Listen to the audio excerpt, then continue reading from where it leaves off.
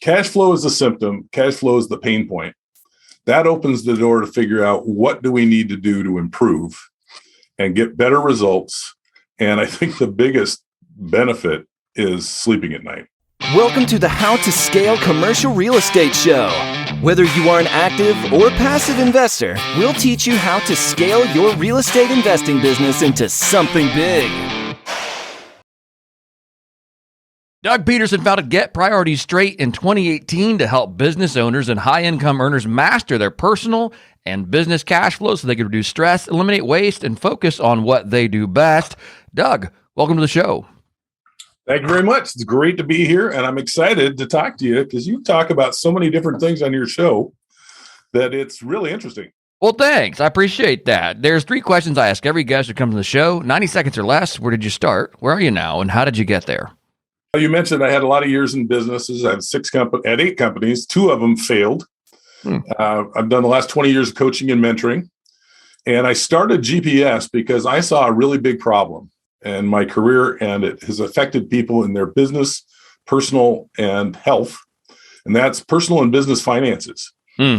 People don't pay a lot of attention. I'm sure you've had a few guests who have shared that they built a house of cards and things went up and they over leveraged and lost it all. And I'm one of those guys.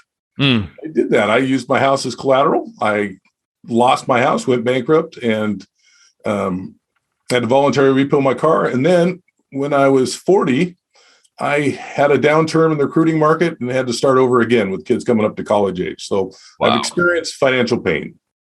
That's wow. Let's hear a little bit more about then what you're doing now, I guess, and how those experiences have shaped what it is that you do now. So I thought, what's a huge problem? And a huge problem, I believe, is how our society manages money. In fact, let's start at the foundation, how my wife and I manage money. Now, my dad was a stoic Norwegian Swede. The joke was, I told your mother I married her when I loved her, or when I married her, I told her I loved her. If it changes, I'll let her know. Right. And so they didn't talk about money and stuff. In fact, I got it right here. Since we're all on the cuff, my mother-in-law and father-in-law got married, and he complained about how many shoes she would buy. So she said, after 10 years of marriage, she said, I've still got my same shoe. I said, you will have them forever. I'm having them bronzed. So she bronzed his shoes and said, you'll never have to buy another pair. And that's how they learn money management. Well, it goes into the same thing in business with your business partners. You got to know where you stand. Right. And I thought, this is a huge problem that I have a solution to.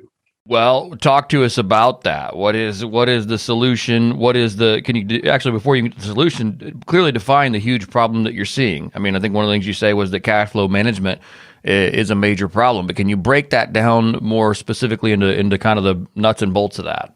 Absolutely. So you get a profit and loss statement. The profit and loss statement on your business shows your income and your expenses. Right. And it doesn't show your owner disbursements. It doesn't show your debt service.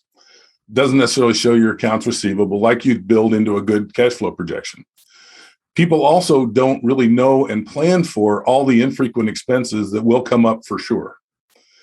So what I help people do is really understand how much of their cash is already committed so that they have the money when they need it and have reserves. And you need 3 to 6 months worth of reserves in your business, 3 to 6 months in personal. And that, I would say, is a minimum.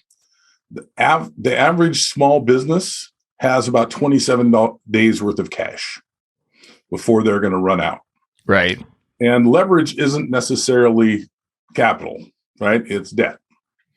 So when you're in a spot where we've been for so long, and I've heard it with a couple of guests on your show, they say, we're probably due for a little downtick.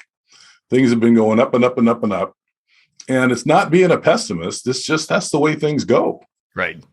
So I want people to be able to have money when they need it, have reserves, be able to sleep at night, not bet the farm, know their personal finances as well as their business finances, and be on the same page with their spouse. I think all of those is a pretty tall order. It's a very tall order. Let's talk here, specifically maybe on the business side of things. I know for a lot of us who are solopreneurs, entrepreneurs, or even running companies, a lot of times there's this ebb and flow between the two, where it's like, okay, so we need a cash infusion, especially if it's without outside investors. It's okay, we need a cash, which I've got a business like that, which we don't have to do that anymore. But early on, it was, hey, we need 50 grand, we need 80 grand. We'll just pull it out of savings and put it over here into the business. I mean, there's a lot of overlap, especially early on in businesses. I mean, do you help people kind of navigate that side of things? I mean, what do you say to that? And then what are you doing for people on that front? Well, as far as needing a cash infusion, it also has to do with, what kind of debt are you carrying now? What kind of interest rates are you carrying? Is it secured? Is it unsecured? Are you bringing in partners? It has to, there's a lot of moving parts. And the foundation that I find is missing is they really don't know exactly what it costs and how long they can last. They think they do, and they're hopeful. But especially starting out, you don't have a lot of data and track record. So it's difficult to figure out. So I start with the facts. Let's figure out exactly where you are, what your cash needs are, how long you can last. And then obviously you have to build a good case and be bankable. Right. So many people, when they get stretched and have unsecured credit, start out very bankable. And it's, again, like betting the farm. We want to be careful. Banks love to loan you money, and investors love to loan you money when you don't need it. Right. But when you really need it, it's tough. Right. And, when I really had some problems in my business, I had nobody to talk to because I didn't qualify. Nothing they had they could sell me. So who's going to talk to you? Who's going to help you out? It's finding somebody that's seasoned in business, that's been through the war, to help you realize, that's not one you want to go down. So to be more specific, you need a cash infusion. You got to really make sure your business credit, your personal credit, your assets are solid, and that you don't grow too fast. I think that's the biggest problem with really smart, ambitious people, is they grow too fast. Can you define that for me? Growing too fast is, it's been going well. It'll continue like this. Let's not let it settle out, and make sure these are turning cash and making profits. One of your guests on the show, I'm trying to remember his name, talked about, turning them in 5 years. Where, he built them out, let them normalize. And I thought, I'm going to borrow that term, is before you buy more properties, let's normalize a little bit. I've got a client in Utah that's got 6 properties, 27 units. They're doing some flips. They own a real estate company. My advice to them is, I don't want to rain on your parade, but let's let this normalize a little bit. Let's see how these are performing, which ones you want to keep, which ones you don't, because they're just going. Right. They're growing like gangbusters, and you're saying, hey, this is great, love the growth, but let's actually let the dust settle a little bit and see where we really are. What does that gain you? I mean, for those of us who are go motivated, what does that do? Like, what? Tell me what the goal of letting things kind of normalize. What is that? Especially for people that are starting out, and I've done this. Most of us have done this. We're shooting from the hip. Right. We're doing our best guess. We're trying. What we need to do is the skills that got us there, that gave us the courage to go out and buy, and this is just an opinion, and stretch ourselves and learn new things. Those aren't the skills that really people build wealth over the long term. They build wealth by figuring out what the formula is and being safe, making sure their investors get paid so they have more investors. And not try to do it all at once. You can really build something great, but there's an impatience of, I got to do it now. I mean, now is the perfect window. If you have cash, there's always a great window, right? And I'm sure you've seen that in both markets, that the people that had the cash, when they ran into the deal, and that deal came from a lot of relationships, right? It wasn't advertised. They were able to execute on it. Yeah, that's absolutely right. What are you doing when you're looking at a business? I mean, other than looking at their balance sheet, looking at their P&L, what things are you looking at and for when you do just an initial deep dive with someone? I want to get an idea, first of all, how much they know of what's going on. Very simply, if people are using QuickBooks, often their books are closed by the 15th of the next month. And I put in a system where real time where you stand. All the time throughout the month. And it's not a great deal of work, and it gives you so much clarity. So the first thing I want to find out is just really, where do you stand? What do you know? How much are you anticipating expenses? Have you laid out? Most people I run into don't do very much cash flow planning. And I would say this is people under 10 employees, anywhere from say 2 to 8 to 10 million in revenue, which is pretty much where I sit. People above that have a controller or a fractional CFO or something they can help with. So you guys start first off with cash flow planning, figuring out in a real-time system. Are you doing that with measuring just weekly KPIs, saying, okay, this is what we expect certain revenues to look like, certain expenses to look like, and then normalizing that, not normalizing, but then reconciling that at the end of the month? Or what's that look like? Well, a lot of times it's developing what those KPIs are. Okay. So we really got to look at what business you're in, what you're trying to accomplish. I mean, I hate to give you so many general answers. Sure. But to give you a very specific answer, we figure out where all your money's going. So often bookkeepers come in and keep the books the way you had them. Yeah. Accountants, very often, nothing against them, do your taxes. And you say, I don't want to spend a lot of my taxes. They say, okay, well, I did a whole bunch of adjusting entries at the end of the year, and your books are worthless to manage with throughout the year. So we need to determine on a real fundamental level, what is it that you want to keep track of and why? And then how are you going to do that in an efficient way where you can get the information before it's too late? I just had a client recently spend $65,000 on a product, on a upgrade, a renovation, and it came in $110,000 over. Ooh. And now the property's underwater. Well, you still got to pay for all that stuff. Right. Yeah. And surely they knew they'd gone that far over budget. Not until it was pretty darn late. Wow. Yeah. So here's the funny thing. We are all people. We all have holes and blind spots. And we have all, one of my favorite quotes is, champions are rarely chosen from the ranks of the unscarred. We've all screwed something up big. I like that. So, we're not going to run and advertise this is what happened. And so often we don't learn from that very well. Mm-hmm. And it just depends. It could be that it wasn't that we went over on this product, but our staff is just way too expensive. We've put in really terrible systems so that it's not efficient. Cash flow is the symptom. Cash flow is the pain point. That opens the door to figure out what do we need to do to improve and get better results. And I think the biggest benefit is sleeping at night. Yeah. Oh, man, there's nothing like having a business that consistently produces revenue with very little input from us as the owners.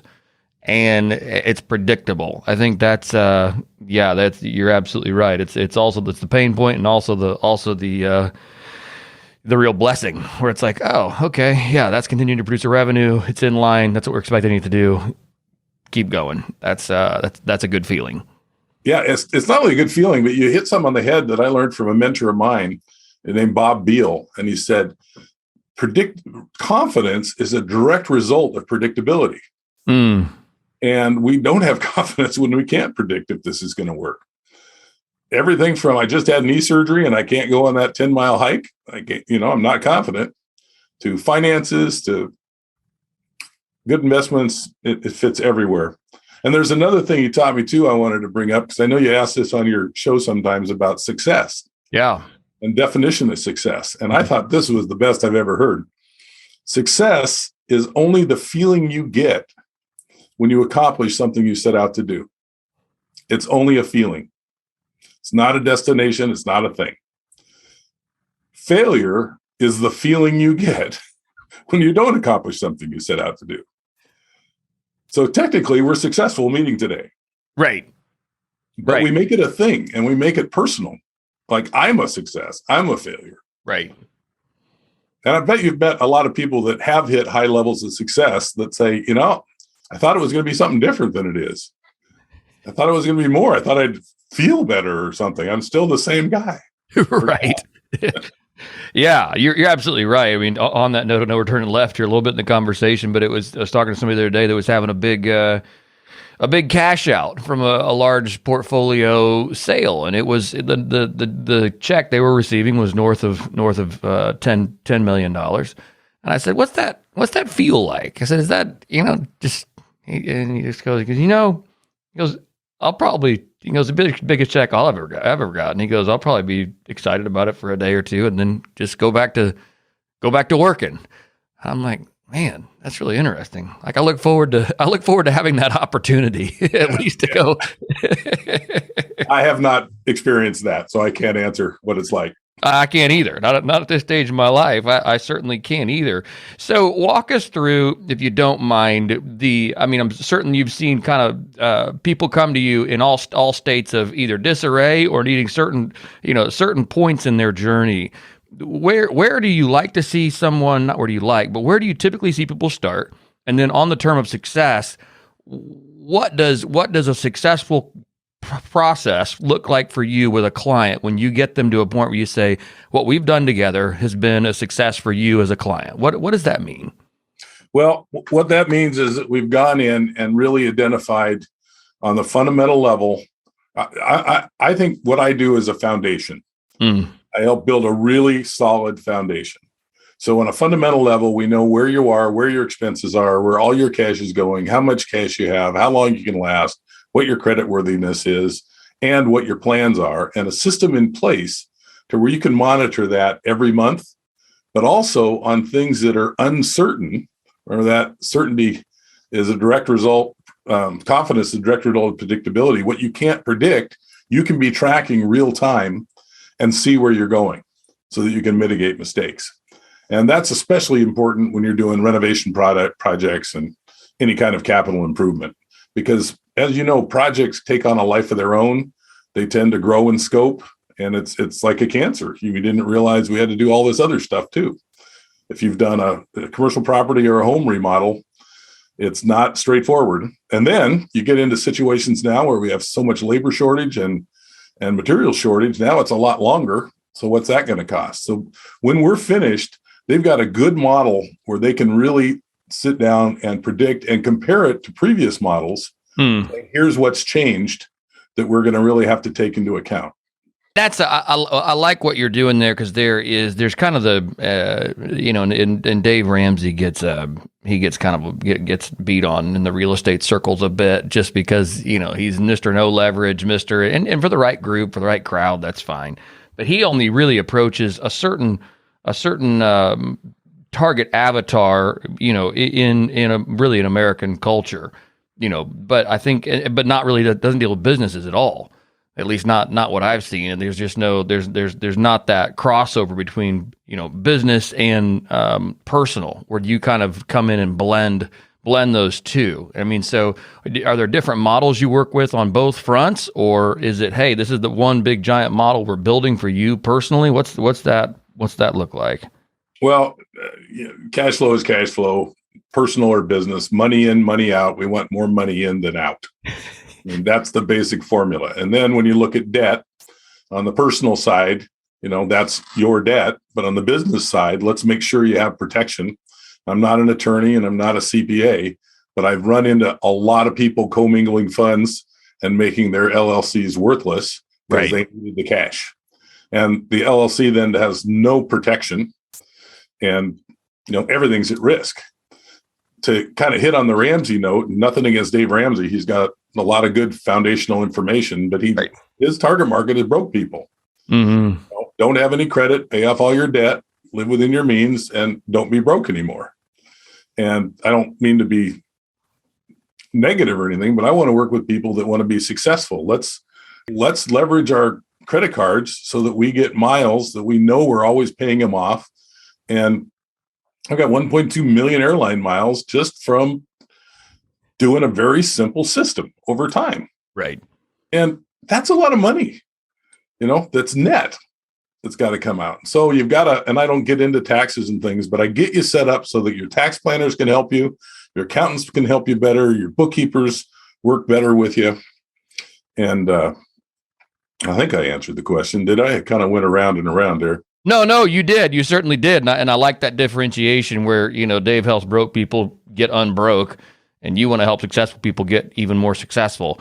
And again, I think there's a different avatar there entirely, because there's a lot of people in this country that would do really well to heed Dave Ramsey's advice. So there's certainly a need being met on that front as well. I think it's interesting the way you work with people. And I love the ideas that cash flow. We want more money in than out. You've shared some really cool stuff with us today. Where you said cash flow is the pain point. I love your quote there. You said confidence is a direct result of predictability.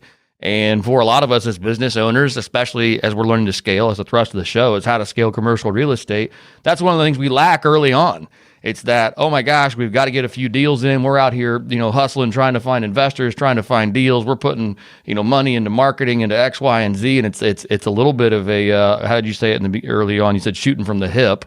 And so establishing that predictability and even maybe just developing that baseline, I think up front where you go, okay, even if we don't know exactly what it's going to be, we're going to build some targets and then adjust those targets as we move along and just see where things are. I think you've given us some really great things to think about. Is there anything else you'd like to add here before we jump into you telling us how to get a hold of you?